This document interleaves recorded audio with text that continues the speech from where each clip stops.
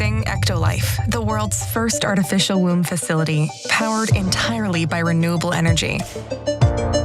Ecto allows infertile couple to conceive a baby and become the true biological parents of their own offspring. A single building can incubate up to 30,000 lab-grown babies per year. 30,000 lab-grown babies per year. That is what the company Ecto is currently researching and working on. They are basically trying to create a company that provides artificial wombs for women who might have difficulty conceiving because of health issues and whatnot. Now, I should also note that the video you saw is not the actual, place. That wasn't a live shot? No, it wasn't, just in case, okay? So I thought there was a really creepy babies like that. It was a video simulation. Yes. Okay, it's important to be clear with people, just in case. And we are, in my opinion, a long way from actually seeing this come to fruition. But before I give you all those details, let's watch a little more from this super creepy video. It's a perfect solution for women who had their uterus surgically removed due to cancer or other complications. With Ecto, premature births and C-sections will be a thing of the past.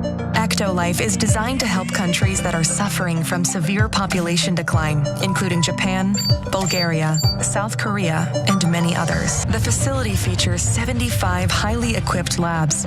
Each state-of-the-art lab can accommodate up to 400 growth pods or artificial wombs. Every pod is designed to replicate the exact conditions that exist inside the mother's uterus. Cool. They bring up some good points. There are a lot of people that it could help, theoretically, people who have a lot of money, it could help anyway. So question, because I'm wondering what the audience thinks too, because I understand the urge to have your own biological children, I do. And I don't want people to feel like I'm judging them or looking down at them because they want their own biological kids. But there are a lot of kids who need homes. Yeah, I'm sure a lot of people who, that'll be one of the big critiques, but that's gonna be convincing to some people, but not to other people who wanna carry their own child. Yeah, and by the way, adopting also comes with its own set of challenges. There was a period in my life where I was considering adopting and then decided against it because I really thought about the pros and cons. So look, I get it, whatever, it's a personal decision. I don't want anyone to think I'm judging them for whatever they decide to do.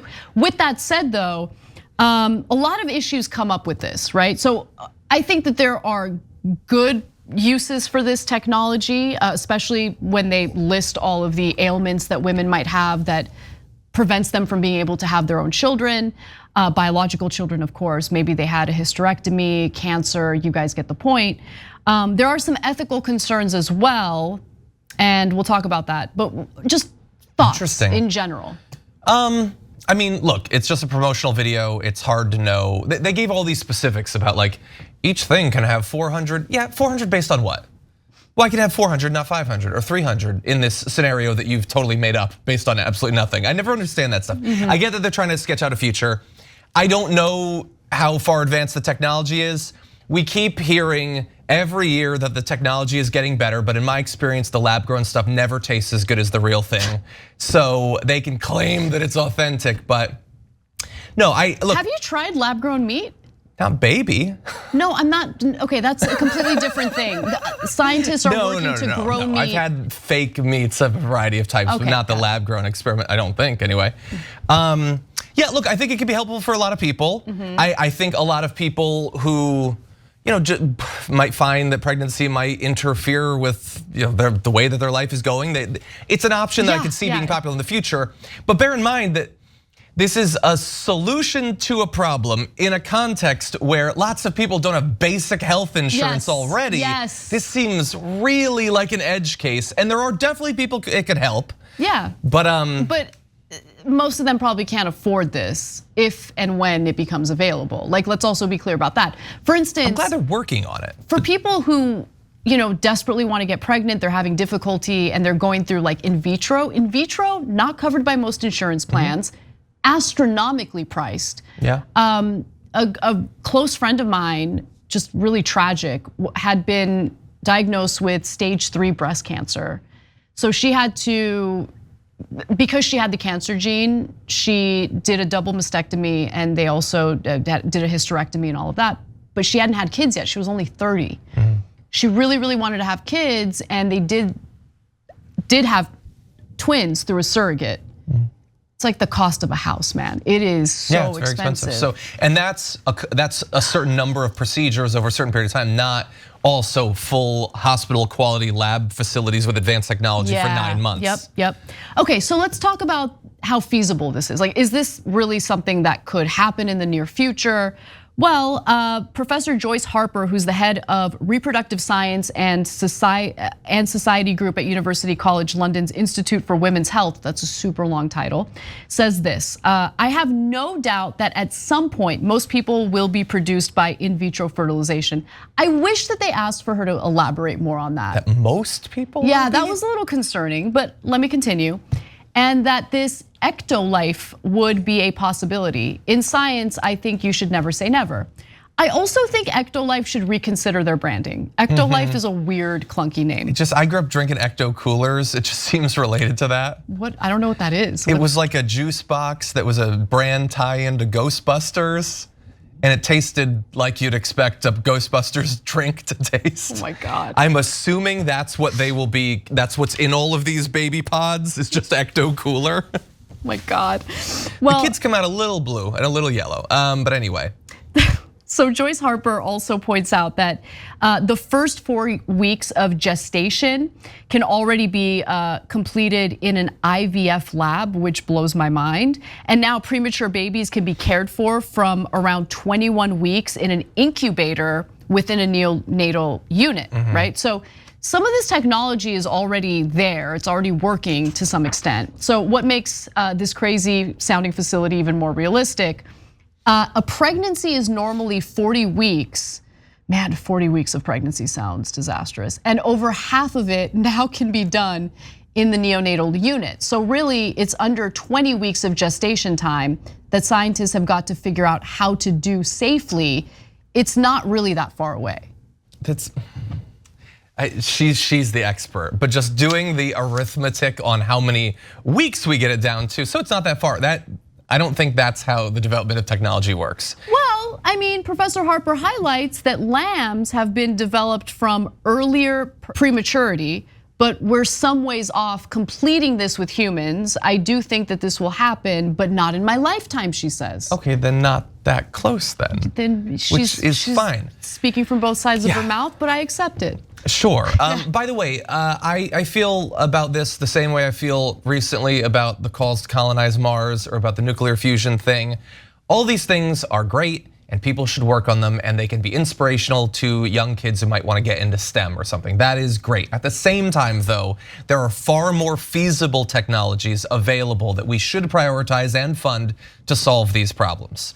Again, like emphasizing adoption and things like that. Maybe getting health insurance companies to actually subsidize some of IVF and things like that, which they don't do. Making sure legally that IVF is available, because the Republicans are definitely coming for it. When it comes to energy, we're getting hit in the face with sun rays all day long. Let's capture more of them, use more wind energy, more wave energy and things like that. There is a lot of renewable energy out there that is more easily attainable than nuclear fusion at this point. And I worry that these moonshot technologies, while they should be pursued and funded, could get some people to believe, well, we don't need to do the difficult things now because someday we press a button and all of our problems are solved. By the way, that is a good prediction, and I heard that argument literally yesterday on a show. What argument? Well, it was a show where the two hosts who tend to lean conservative were arguing, like, this is why I'm not really worried about climate change, because human ingenuity is incredible and they're gonna find a solution. And they were talking about the whole nuclear fusion thing. it is 60 years off or something, if that. No, we're all gonna die. And that's electricity generation, which does produce a lot of the emissions in our planet. It's not all of the emissions, and by then there will be tons of environmental damage already baked into the equation. You can't quickly remove that stuff once it's in the atmosphere. Even if we, in 50 years, pressed a button, all of electricity immediately turns from dirty forms of energy to nuclear fusion, we're still theoretically in Mad Max at that point.